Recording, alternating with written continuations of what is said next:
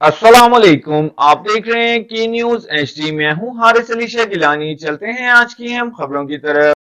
ये चलेंगे साहिवाल, जहां से रिपोर्ट कर रहे हैं हमारे नुमाइंदे मियां अली रजा।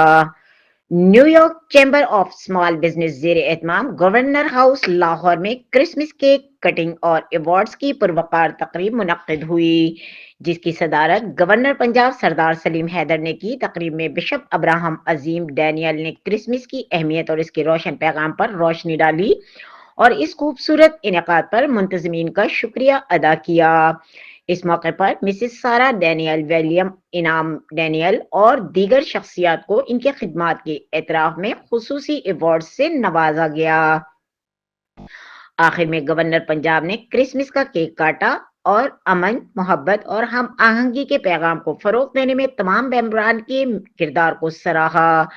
तकरीब में खुशगवार माहौल, बैनुल मज़ाहिब हम आहंगी और यकजहती का खूबसूरत रंग नुमाया रहा।